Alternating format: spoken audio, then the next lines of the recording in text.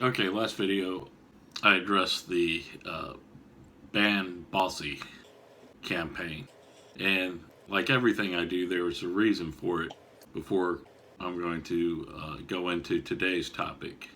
And the reason for it is because no matter how ridiculous a concept may seem at first, most of our collective knee-jerk reaction as males to the Ban Bossy campaign was, well, this is a ridiculous idea. This is absurd. And no matter how absurd an idea may seem at first, coming from the gentler sex, women are coming into power now, and a lot of the time they're going to be your bosses and what have you, and they're going to raise ideas like this, and you're not going to be able to just say, well, that's a stupid idea, because then you're going to be fired and what have you. So as I showed you in the last video about Ban Bossy, you're going to have to just take some of these ideas seriously. And in that case, the Ban Bossy, like I said, at first it seemed absurd. But, you know, if you think about it, it is pretty terrible to keep women down and keep them from rising in power or rising in stature by labeling them such a name as, I'm not going to say it. It's you know, at first, like everybody, I was like, what? But then, you know, sometimes you got to let it sink in, you know. Like a lot of times I used to listen to Pearl Jam, and every time they had a new album, my first listen to it, I'd be like, oh, this sucks. Their last album was great. But then after I let it sink in and give it a few listens, I was like, wow, this is really good. This is better than the last, until they got to that album that they promoted through Target. And then that was confusing, because I was like, at first I was like, oh, this sucks. And then the more I listened to it, I realized, hey, this sucks. So that's not to say that women can't have a bad idea. That's just saying you got to let it settle in a little before you passing judgment. And just like the Ban Bossy, at first I was like you. I don't mean to repeat myself, but I was like, oh, this is what? That's what we all were like. But, you know, after you let it settle in, you're like, yeah, that is terrible. So, and just like that, you're going to be presented with a bunch of other ideas. Who knows? I mean, I do have one example that we're going to be addressing. You're not going to be prepared for like that. And what I'm here helping you do is to help you think around the ideas. So just like our solution to Ban Bossy, we're going to have workarounds and think outside the box solutions. Pun intended for that, because, you know, sometimes a woman's vagina is referred to as a box, and you're gonna, you know, so we have to think outside the box. So today, without further ado, one that seems equally ridiculous at first sight is, so there's this idea about teaching men how not to rape. Yeah, I can safely say with great confidence that this is probably one of the most stupidest, most idiotic ideas that I've ever heard of. teach boys not to rape. That's, you know, rabble, like they do on South Park. But the thing is, what I hadn't realized is that there's a lot of young men out there with single moms nowadays, and they don't have the dads to have given them the how not to rape talk like I got. So there's a lot of young men out there that didn't get the don't rape talk from their fathers, and they may be getting it from their mothers. But it's one thing when you're getting a talk from somebody that, you know, they're not going to rape because they're a woman. I mean, the best they can do is get a little clitoral erection and a blink. But getting a don't rape talk from someone that you know has these raging hormones, I don't know if that does it justice. I need longer fingers. But, you know, that you know understands how it feels to have that urge to rape, and then the dad will give the talk to the son about how not to rape and how it's not bad, and then the son realizes, well, dad didn't rape, and he knows how it feels that urge to rape. And I respect Dad, so I want to be even if he doesn't respect him, at some level you're thinking, hey, if my dad, who has the same genes as me and the same urges more or less, because I'm kind of like a clone of him, if he can make it through life without raping, then I can make it through. But when you get the don't rape talk from your mom, I imagine it's just like, try not to get an erection on the bus. They don't know, that vibration, on a long trip. They don't understand. They don't have a penis. So that said, just like the band Bossy, in this series of videos I'm doing now is to help young men. So obviously, if you're an older man or a convicted rapist already, too late. I mean, it's too late for me to help you. I wish I could help you, but just like my grilling series, you can find my grilling series on my channel too. I'm not trying to teach grown men, 40, 50 years old, how to grill. They might be able to teach me a thing or two. I mean, I'm willing to trade secrets with them. I'm teaching young men how to grill because they don't have a father figure in their life. And that's who these videos are for, mainly. These advice videos and those grill videos are for men lacking a father figure. A popular figure today, a man who I am not a fan of, but you seem to have sided with, Jordan Peterson. Oh, yes. Why don't you like him? You have this guy doing life coaching and like this whole weird thing of like cleaning rooms and becoming a man. How did I get into this course on life coaching? Luckily, we weren't under attack for being men and male when we were at school. And so you don't need these things. So when Jordan Peterson is explaining them in a fatherly way, to be a man, you have to be, these sort of things. That's something that really resonates. Yeah. I can totally I never thought of that because, I guess his audience is younger than me. And I guess that generation has different needs and different sort of holes in their upbringing. I didn't really realize this was a problem until the emergence of Jordan Peterson. And it's like all these lost boys are turning to him as a father figure, and I find that quite alarming because he's a little effeminate, as you ask me. Kermit the Frog out there giving these boys life advice, and I'm not so sure he's qualified to be giving all that now. In fact, I would put advice from the BooMan up against advice from Jordan Peterson any day. Well, we do have something in common because it's like, clean your room. You need to clean your room. Don't pay attention to that stuff. It's temporary. I'm cleaning some shelves on this side of the room, and I had to move some stuff temporarily over there. Yeah, you got to clean your room. The reasons may not seem obvious. It's kind of like it's like a Zen discipline. It's not just metaphorical, like clean your room before you go out and try to clean society. It's more than that. It's like a discipline, like in the Karate Kid, where he's teaching them to wipe one way and wipe the other. It's kind of a muscle memory thing, but it's also a mental state of mind. So when you come home to a clean house when you're an adult, I mean, you got to get into these habits when you're younger because it projects a sense of accomplishment and power, especially if you have a friend over, because your friend, he's some slob, not making his bed and all. And when he comes over and sees your apartment's all clean and this and that, already there's like this tier that you're up here above him. And he just doesn't make his bed and stuff. He's just kind of a slob. But whatever things you have, even like professionally or whatnot, you're above him because you can, on top of everything else, you can come home and maintain your living environment. And on top of that, chicks, right?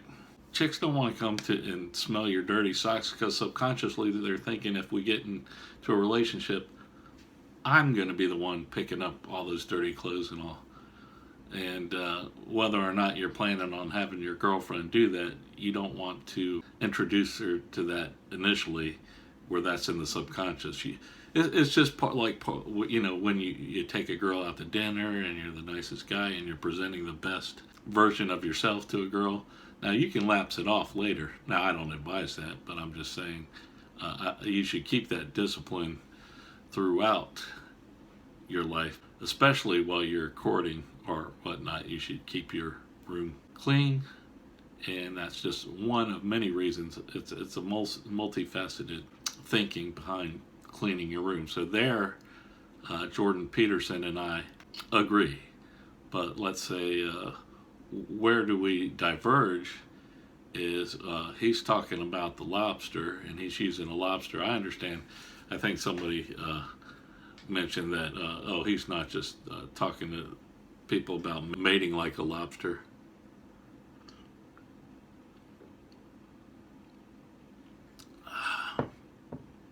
He's using that metaphorically, but I'm telling you, he's using the wrong crustacean as a metaphor, because it's not about the lobster, man. It's all about the fiddler crab.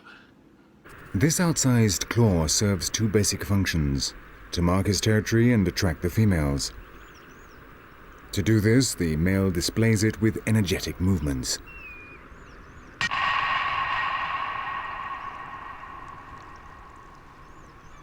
Right? The fiddler crab's out there saying, hey, look at me, look at me. I've got the biggest penis. I've got the biggest penis. And just like the fiddler crab, I mean, he's not whipping out his penis to show that. It's like symbolic. And he's also doing a dance. Like he's saying, look how rhythmically I can control it. It's like kind of like foot size. On males, women are looking at your foot size, but they're thinking, so, and that's just one reason why the fiddler crab's a better crustacean metaphor. I've got many more reasons, but I mean, clearly Jordan Peterson doesn't understand crustaceans as a sexual metaphor, or at worst, I think he was like eating lobster and then he just decided, hey, and then tried to make some kind of sexual metaphor from it, and it really doesn't work. I'm telling you, it's the fiddler crab. Now, moving on from that, going back to how not to rape. Again, it's not like, I could just tell you, well, don't rape, and then end the video and roll the credits. But it's much more complicated than that. So one, you would get the don't rape speech from your father, but that's not really going far enough along the lines of teaching how not to rape. And especially, and another difference from like when I was a kid and I got the don't rape speech, you should see the girls, the women prior to these modern times, you could see a gradation of moderation, or women dressing moderately, from those ridiculous bathing suits they used to wear like in the 20s or whatever. So there wasn't a lot of temptation for rape going on then. Rapes did occur, but not at the rate they are today. And then when I was coming up, you should see these hairdos and these ridiculous pleated pants that the girls wore. I mean, rape was like the furthest thing on our mind, other than having had the don't rape talk from our fathers. And then you had the grunge during the 90s. But then the 2000s, something happened, and I believe it was the invention of these yoga pants. Because, at first when they came out, I was just like, oh, God bless, like, where have you been all my life? And I was a little jealous of the younger people, because I was like, man, I sure would have liked these yoga pants when I was a young man, plus the ridiculous hairstyles of the 80s that were done. I always found them just, I'd be like, boo. But the way the girls wear their hair now and yoga pants, I can't blame you if you're like, you see it and you're just like,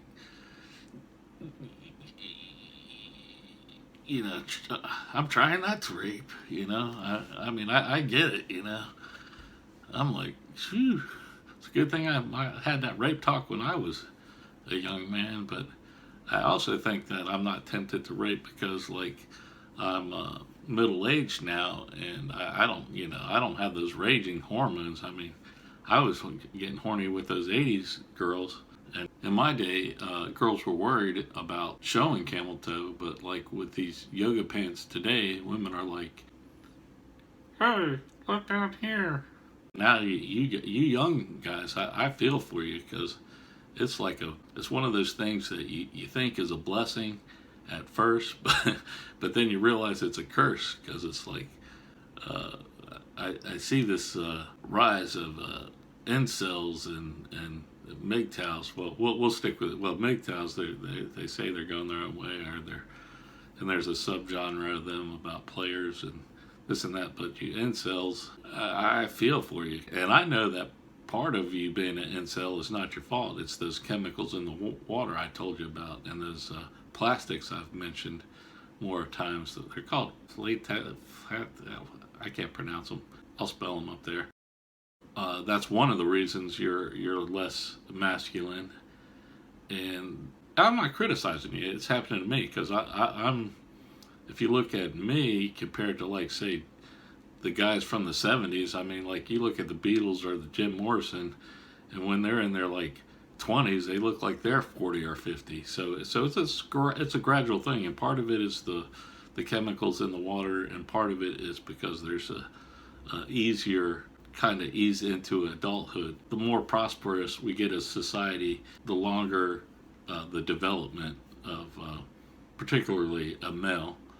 And females, it's not so obvious, but it's their mental development. And an example I can use for there is like AOC, Alicia, Cortez. She's like a little girl in her mind, you know. She thinks like, and I love her to death. I think she's very pretty, and I hope she smartens up and becomes an adult. But she's like 29. She's not fully developed in her mind yet, because she has these ideas. But you think like thoughts have never crossed the rest of everybody's minds about, you know, like going green or giving everybody $1,000. You know, they're nice rainbow and unicorn ideas, but at some time there's a practicality of why it can't be done.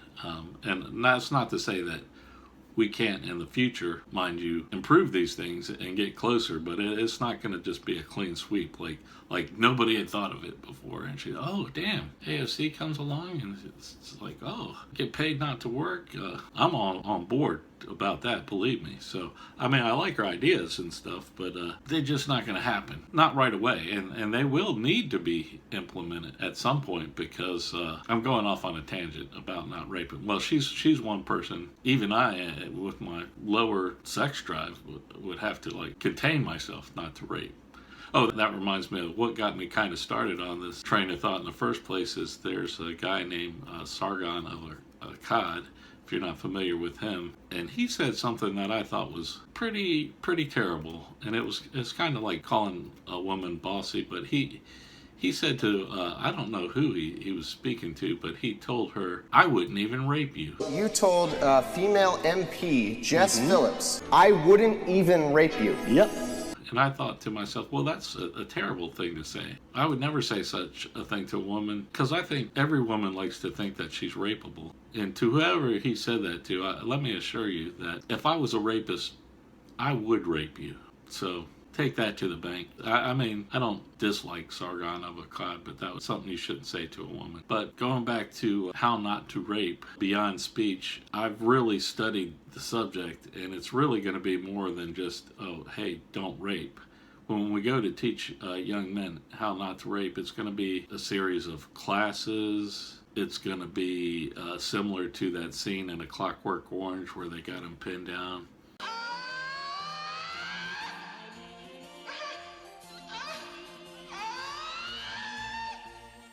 And he's watching the movies, and what you do is you're like showing him scene after scene of extreme violent rapes, and you're injecting him with chemicals that makes him violently ill. And I think we're going to have to do that, or some form of that. Maybe not a chemical where you get sick when you see that, but you watch these movies of violent rapes, and then maybe have one of those shock collars on that they put the dogs so they don't leave the invisible fence area. So when you start in your mind getting thoughts of rape, you'll be reminded of that shock, and then hopefully you won't get erected.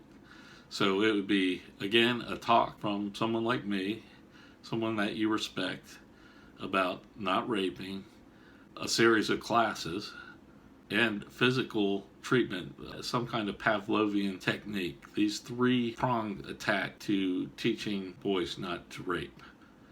And as far as the class is concerned, I'm working on a curriculum to present to colleges and stuff. It's a series of like flash questions and psychology, and like where you hold up a Rorschach, I think that's it, Rickshire, I'll correct it up there, ink tests, does this make you want to rape, or and then multiple questions and speed questions like apple pie, vagina, and then you just think the first word that pops into your head. All kinds of psychological things. It's going to take some work. In the meantime, I don't know how long that's going to take to get it implemented in our schools. But in the meantime, just take this video as your fatherly talk. When you see a girl and you're walking down the street and you may have a knife or a gun on you for self-protection, and you see these girls in yoga pants, and the thought crosses your mind to instead use the gun or knife as self-protection, you see those yoga pants and you start getting a little aroused and you get something going on in your own pants. I'm just here to tell you, hopefully this will flash in your mind. Don't rape. Okay? I understand that these words alone might not do the job, but I'm just trying to tell you man to man, don't rape. How not to rape without the full treatment that I described. I guess when you see them and you have a weapon in your pocket and they're in those yoga pants jogging by or whatnot, how not to rape? I want you to imagine that they have diarrhea that they didn't fully wipe in that crack. Because it's my understanding that, if you pull down those tight pants and there's a big shit stain in there, that's really... So I want you to mentally exercise imagining these girls with like a bloody tampon in the front and a shitty mess in the rear. Just get in the habit of doing that every time you see yoga pants, so that when you're drinking and you have a weapon on you to protect yourself, you're more or less doing a Clockwork Orange on yourself. So until we can get the official training into the curriculum of schools, I want you to self-medicate, so to speak, and I want you to imagine those tight hot buns in there there's just shitty diarrhea right in between. You're wedged in there, just getting rubbed up, and they're just itching their ass, and they're running because they can't wait to get home to wipe. Okay, so every time you see those pants, instead of ogling and getting aroused, I want you to get in the habit of doing that. For now, that's the best we can do for now, until we can get a more official and well-polished curriculum to condition you into not being filled with that urge to rape when you see them. And again, I do feel for you. Like I said, I wasn't nearly as tempted during the 80s, but now with porn all over the internet, you could be doing a search for a game, a CD-ROM game, and you click on the link and it takes you to hardcore porn. We weren't exposed to that in my day, and a bunch of other conditions, in the yoga pants, and all the sex on TV and everything else, and stories on the internet about like women are just giving it away out there. Yeah, I understand the urge to rape, but hopefully if you do these mental exercises, hopefully that will help you. And if you don't have a dad that ever told you not to rape, well, please consider me that father figure, and I'm just telling you, rape is bad. So don't rape. Now, if you run into a feminist and you hear well, teach men not to rape, you can point and say, well, now we are. There's a video on the internet that is specifically addressing this issue. And I hope I've done my job, and hopefully that will resolve the problem of teaching boys not to rape. I'm the BooMan. You know what would be better? If we just taught young boys that rape isn't even an option.